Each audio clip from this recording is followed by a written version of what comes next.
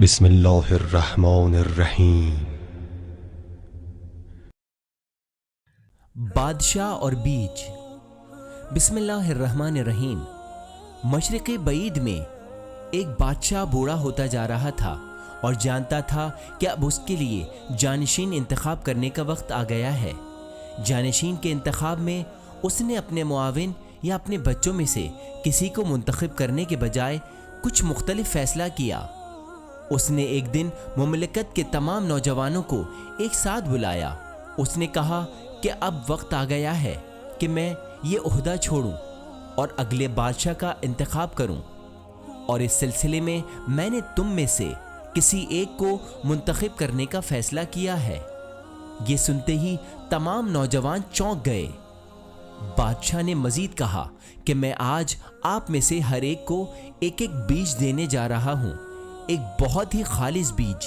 میں چاہتا ہوں کہ آپ اس بیج کو لگائیں، اسے پانی دیں، اور آج سے 1 سال بعد اس ایک بیج میں سے جو کچھ آپ نے اگایا ہے اسے لے کر یہاں واپس آ جائیں۔ پھر میں ان پودوں کو دیکھ کر فیصلہ کروں گا کہ جو آپ لائیں گے، اور پھر میں جسے منتخب کروں گا وہ اس مملکت کا اگلا بادشاہ ہوگا۔ ان جمع کیے گئے جوانوں میں ایک لڑکے کا نام علی تھا، اور اسے بھی دوسرے نوجوانوں کی طرح ایک بیج ملا۔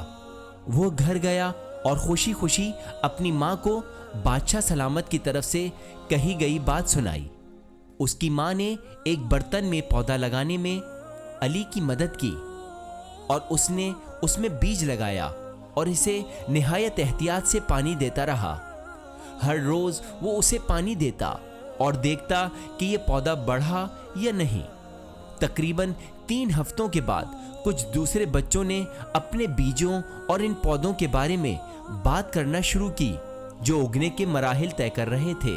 علی پابندی کے ساتھ اپنے بیج کو روزانہ دیکھتا رہا، لیکن وہ بیج بڑھنے کا نام ہی نہیں لیتا۔ 3 ہفتے، 4 ہفتے، 5 ہفتے گزر گئے۔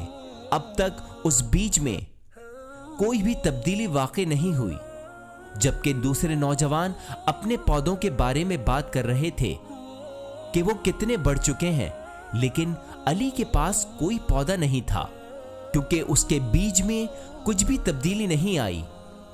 علی کو لگا کہ جیسے وہ ناکام ہو گیا ہے۔ اسی طرح 6 ماہ گزر گئے، پھر بھی علی کے برتن میں اس بیج میں کچھ بھی تبدیلی نہیں آئی۔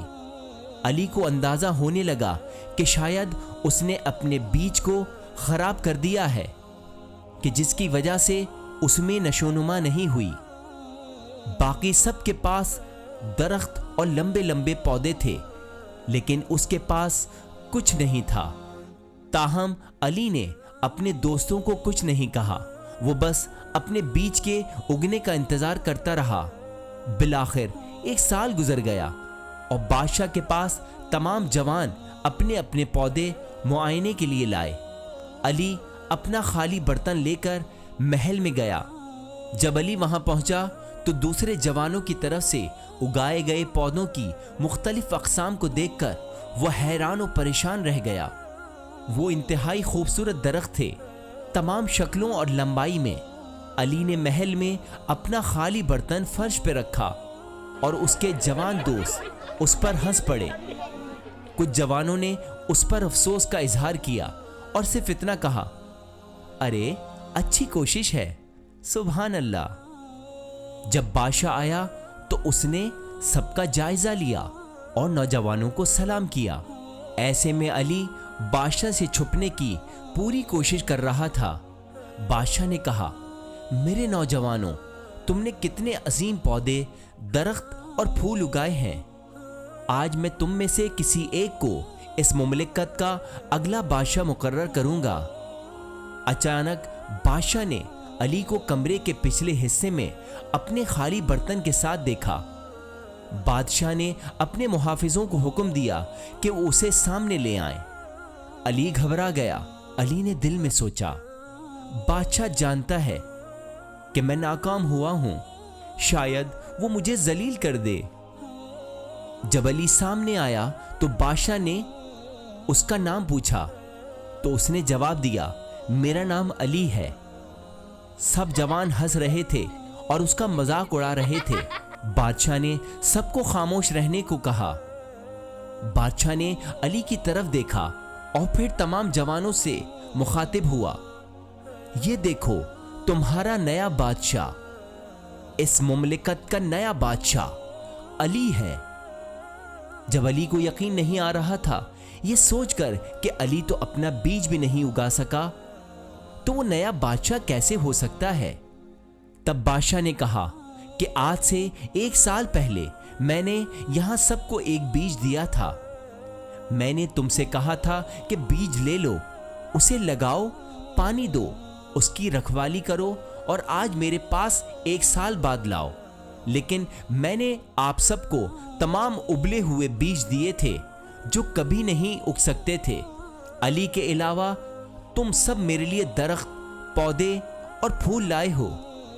جب آپ سب کو معلوم ہوا کہ بیج نہیں اگے گا تو آپ سب نے ایک اور دوسرا بیج لیا جو میں نے آپ کو نہیں دیا تھا، اس بیج کو بدل دیا۔ فقط علی ہمت اور ایمانداری کے ساتھ ایک ایسا برتن لایا جس میں میرا دیا ہوا بیج تھا، لہٰذا یہ علی ہمت والا ہے اور ایماندار بھی ہے، اور یہی اب اس مملکت کا نیا بادشاہ ہوگا۔ سبق: امام علی علیہ السلام نے فرمایا، ہمیشہ سچ بولو اگرچہ وہ تمہارے اپنے خلاف ہی کیوں نہ ہو۔